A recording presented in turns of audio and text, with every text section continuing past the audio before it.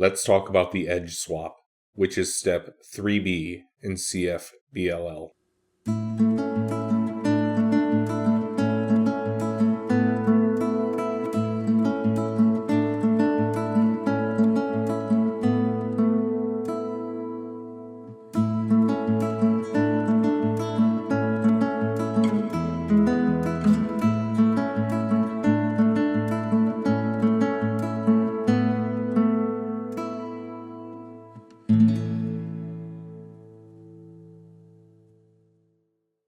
Hey folks, welcome to the Pug Solves Cubes channel. I'm Pugs, a very mid-speed cuber with an average solve time around 35 seconds. I don't compete, I don't turn that fast, I'm not trying to set any records or even get all that much faster. I just love solving the cube as quickly as I can.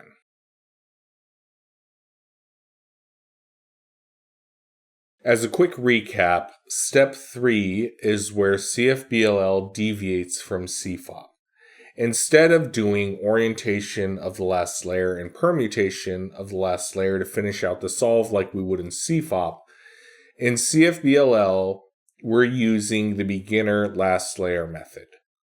The beginner last layer method is a grouping of 4 possible steps: yellow cross if needed, edge swap if needed, corner cycle if needed, corner turn if needed.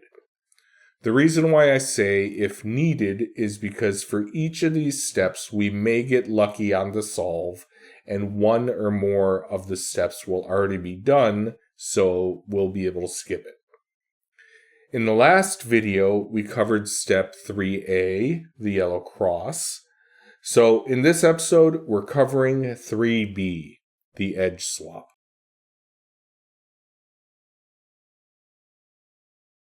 Okay, we have a yellow cross because we just finished step 3A.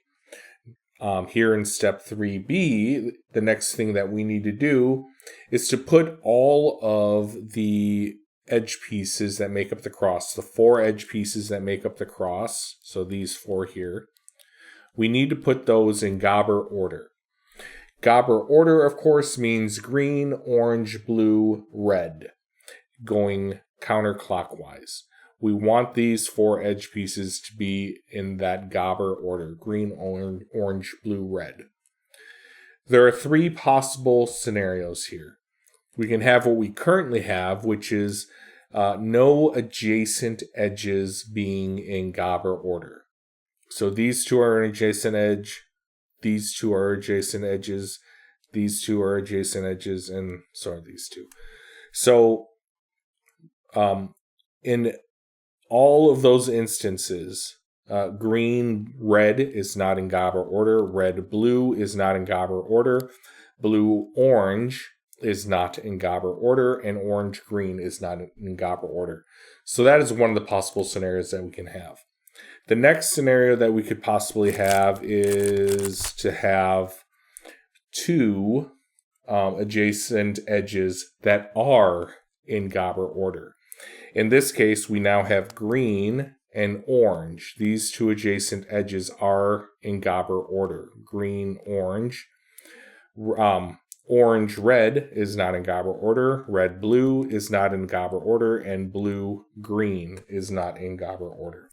But these 2, green, orange, are in GOBR order. So that's the second scenario that we could have. The third scenario that we can have is that all of the edges are in GOBR order: green, orange, blue, red, and then red to green, GOBR order. So if all of the edges are in GOBR order like this, you can skip to step 3C. Congratulations. So for both of the scenarios in which we do not have the full GOBR order, we're going to need the edge swap algorithm. As mentioned in previous episodes, I demoed the right-handed version of algorithms because most of you are right-handed. But I also demo the left-handed versions because I'm left-handed and I haven't yet found a channel that shows left-handed solvings. So Anyways, if you're right-handed, the edge swap algorithm looks like this. It is R, U, R prime, U, R, U prime, R prime. Let me do that again. R, U, R prime, U, R, U prime, R prime. If you are left-handed, the edge swap algorithm looks like this. L prime, U prime, L, U prime, L prime, U, U, L. One more time here. L prime, U prime, L, U prime, L prime, U, U, L. I recommend practicing this algorithm over and over again to make it motor memory. So let's start with the scenario in which we have two adjacent edge pieces that are in correct GOBR order. In this case, those edge pieces are blue and red. They're right here. They're the blue edge piece and the red edge piece going counterclockwise. They are in correct GOBR order. Blue, red. Red to orange is not. Orange to green is not. And green to blue is not. But blue to red is properly ordered. So what we're going to do to swap these other two edge pieces around so that we have everything in GOBR order is that we are going to orient our ordered edge pieces. And if we're doing the right-handed version of the algorithm, we're going to orient them in the upper right-hand corner. If we're doing the left-handed version of the algorithm, we are going to orient them, the ordered pair, the ordered edge pieces are going to be oriented in the upper left-hand corner. So if we're doing this right-handed, it looks like this. We're going to orient the ordered adjacent edge pieces to the upper right-hand corner, and then we're going to do the right-handed edge swap algorithm. So that goes R, U, R prime, U, R, U prime, R prime. And you can see that we are now in correct GOBR order. Green, orange, blue, and red. Going counterclockwise, we have them in correct GOBR order. We got lucky, and they're also lined up with the correct centerpieces, so they're lined up with the correct face for each color. That happens sometimes it doesn't. It doesn't matter at all. Doesn't matter. So if we're doing the left-handed version of it, so here we have our ordered adjacent edge pieces, blue and red. We have those there. If we're doing the left-handed version of it, we are going to orient the ordered adjacent edge pieces in the upper left-hand corner. And then we are going to do the left-handed edge swap algorithm, which looks like L prime, U prime, L, U prime, L prime, U, U, L. And that puts us in correct GOBR order. Green, orange, blue, red. So correct GOBR order all the way around. And our final scenario here is that none of the adjacent edge pieces are in correct GOBR order, which is the situation we have here. Green to red is not in correct GOBR order. Red, blue, not in correct GOBR order. Blue, orange, not correct GOBR order. orange, green, not correct GOBR order. And going in counterclockwise, I'm going to keep reinforcing that GOBR order. We're talking about going counterclockwise because we're looking at the yellow side of the cube, the yellow face. So if we have this scenario, what we're going to do is add one edge swap algorithm up front. And then after we do that edge swap algorithm, we're just going to do the process we just went over in the previous section. So, you're going to do an edge swap algorithm, and that's going to give us two adjacent edges, and then that are in order. And then we're going to orient those two edge pieces, and then we're going to do another edge swap algorithm. So if we're doing this right-handed, it looks like, doesn't matter, no setup moves, we don't have to orient anything, none of the pieces are in correct GOBR order.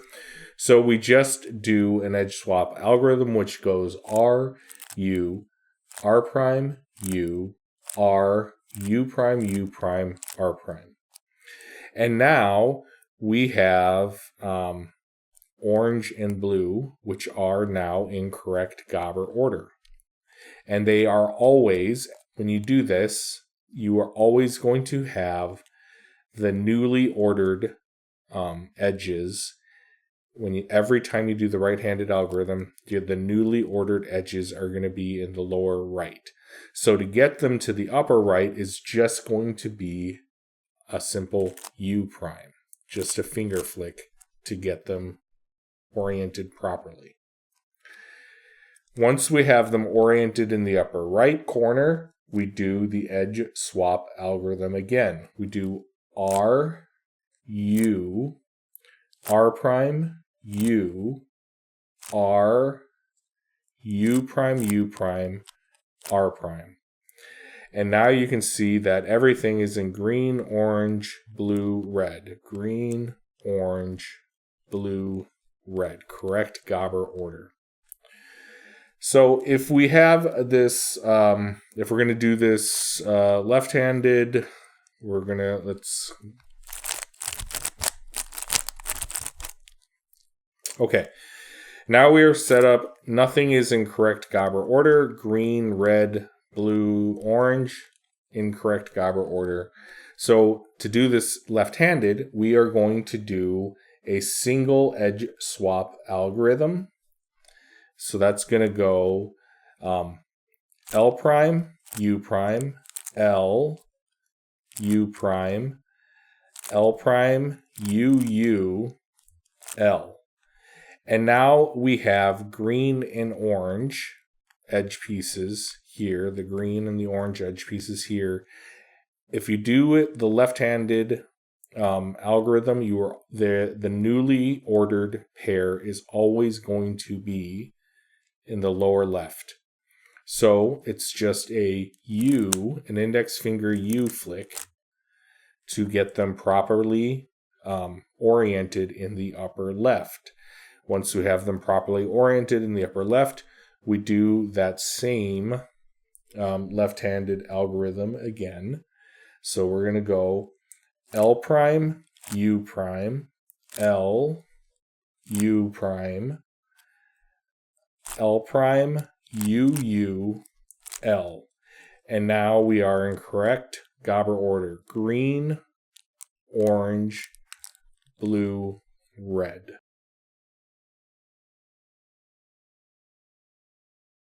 If you watched the previous episode, these tips may be a little familiar, but they're that important that I'm repeating them again. The secret to getting sub 30 times using CFBLL is to improve your TPS rate, your turns per second rate.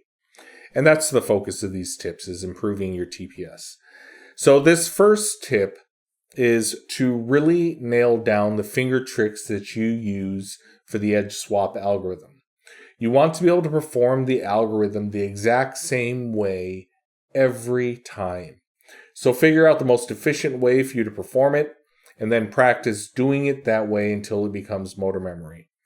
For most people, I'm assuming for most people, definitely for me, but I don't think I'm doing anything special here.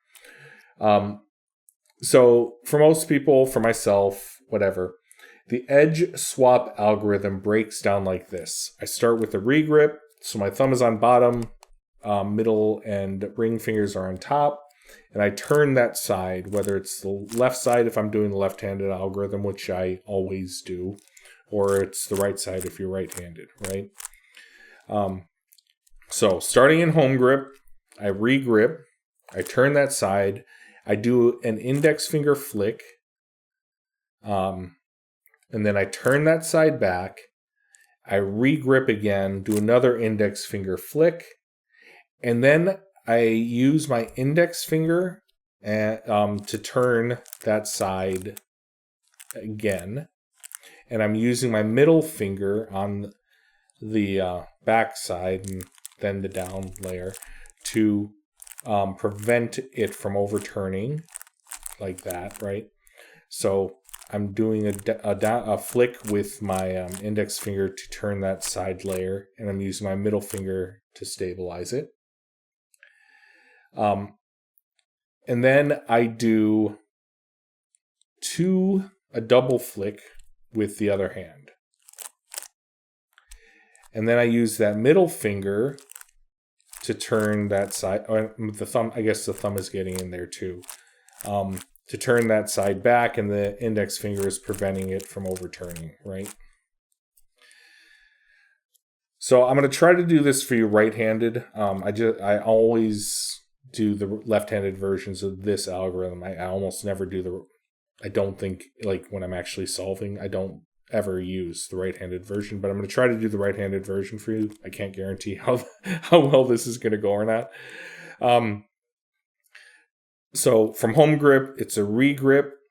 You turn that side. It's an index finger flick. You turn that side back and regrip again back to home grip.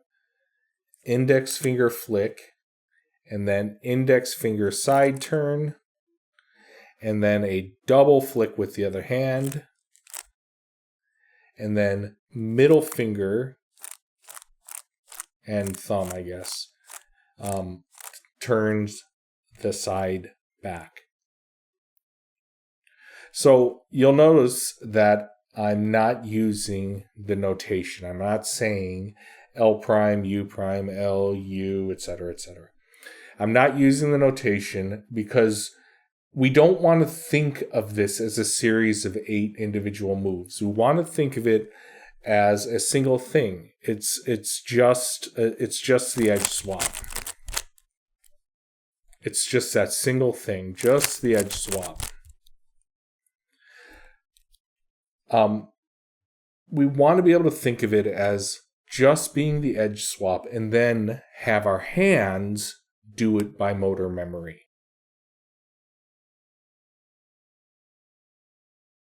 The second tip is to practice the algorithm, the edge swap algorithm, as a fidget activity. You can do this when you're sitting watching TV or listening to music or being the passenger in a car or whatever the case may be. Like many other algorithms, if you do the edge swap algorithm 6 times, the cube will return to its starting configuration. So if you start with a solved cube and then close your eyes or look away from your hands, don't look at the cube. This exercise is about feel and motor memory. It's not a visual exercise. So look away or close your eyes and then do the edge swap algorithm 6 times. So 1, 2, 3, 4, 5, 6. And then look down at your hands, look at the cube. If the cube is in a solved state, you've done it right. If it's not solved, you know that something went wrong. And generally what's going wrong is you're going too fast. You're turning too fast and you're making mistakes. So focus on going as slowly as you need to go in order to be smooth and accurate. The speed comes later as it gets smoother and smoother. And personally, I never used the right-handed version of this algorithm, so I've only practiced it left-handed. I mean, it would probably improve my turning speed overall if I practice both, so maybe I should, but whatever. That's completely up to you.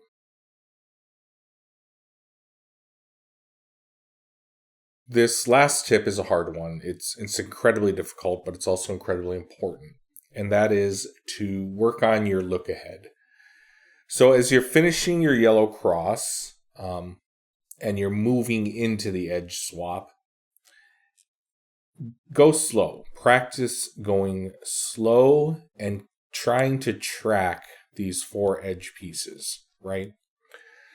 So, for instance, we have a yellow bar here, so that we know that to make the yellow cross, we need a sexy move. Well, we need a setup move and then a sexy move.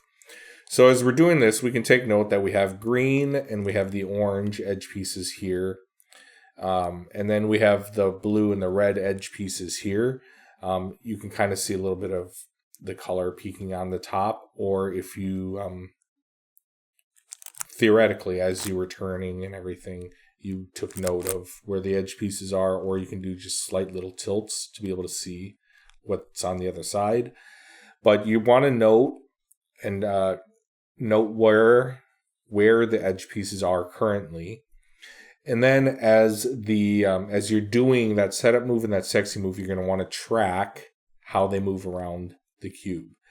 So right now we have green, orange, blue, red, and so as we're doing that setup move and we're doing the sexy move, right here I can see we have the blue is now here, the green is now here, and the orange is now here. And as I make the last couple of turns, I can now see that I'm going to have green and orange in GOBR order when I turn it back. So now I have green and orange. Now red and blue still are not, but now that I know that these two are properly ordered, and they're adjacent edges, and they're properly ordered, I can now move directly into orienting them to the upper left, and then doing my left-handed edge swap, which gives me green, orange, blue, red, the correct GOBR order. I was able to flow directly from the yellow cross into the edge swap. This is so difficult to do as you're turning at reasonable speeds. So just practice it as slow as you can over and over and over again. And that's it for this one, folks. I hope this video helps. Hey folks, thanks for watching. If you liked the video, please give it a thumbs up, click the subscribe button, and ring the notification bell for more content like this. Until the next video, happy cubing, y'all.